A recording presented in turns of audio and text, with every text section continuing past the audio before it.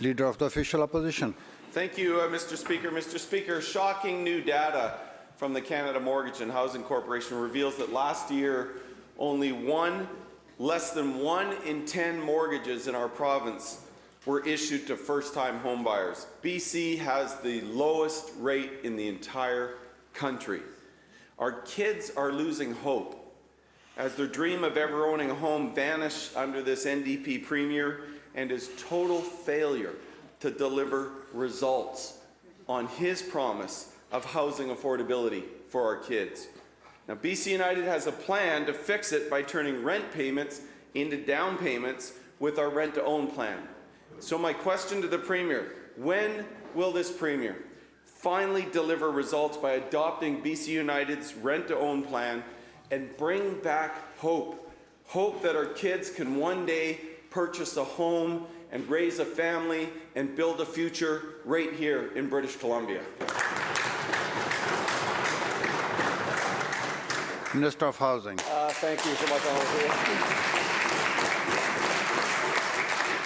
Honourable Speaker. No doubt we can agree in this House that that people across this province, across this country, need to be able to have a place either to rent at an affordable rate, or those that rent have the ability to move into home ownership. We, I think, all support that notion. What's needed, Honourable Speaker, to do that is reforms. The housing system as it is not working for too many people in our province. We have young families, young people who don't see an opportunity or a pathway to get into home ownership. And honestly, that's why the measures that we've put in with our Homes for People strategy addresses all those levers. Now, the member shared some data. I can share with the member that BC is building 2.5 times more housing than Ontario, adjusted to their size. In fact, our government is seeing 150% more units per resident than the PC government in Ontario. So, Honourable Speaker, the measures we're doing, the putting in place, the allowing 3 to 4 unit single-family lots, allowing for housing to be built through our transit, reforming our system so that people can have an opportunity to stay in our communities, grow in our communities, Honourable Speaker. That's something we're committed to, and we're leading the country in that work. Leader of the Official Opposition, supplemental. Well, therein in that answer lies the problem for all the folks that are here listening, because they believe that government is the solution to every problem when they don't realize that government is the problem. The fact of the matter is the results they're getting in British Columbia is we have the highest, most unaffordable housing prices in North America, the highest average rents in Canada. That's the results that their government first supposed to give. Now, Mr. Speaker, 18 months ago, the Premier promised results that people could touch, see, and experience. 18 months ago. But what parents are experiencing across British Columbia is watching their children have to leave BC in search of affordability, a fact that was highlighted by the Alberta government ads last night on the Canucks hockey game, enticing more British Columbians, more young British Columbians to move to Alberta, the land increasingly seen as opportunity. Last year alone, and I hear the snickering over on that side of the House, last year alone, 70,000 young British Columbians moved to Alberta. Why? Because Alberta has lower taxes. Alberta's got affordable housing. Alberta offers the kind of opportunity that used to exist here in British Columbia.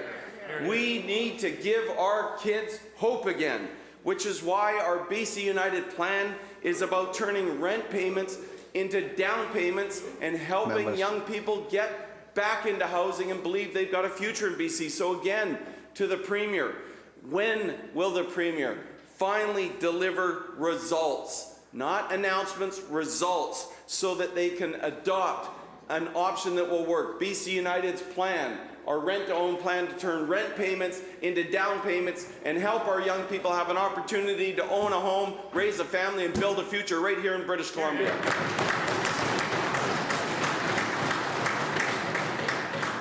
Minister of Housing. Thank you, Honourable Speaker. And again, I think all members of this House can agree that people that are renting should have an opportunity to buy a home, Honourable Speaker. That's why when we brought the legislation in place this last fall to allow 3 or 4 units on single-family lots, they opposed it. They opposed it, Honourable Speaker.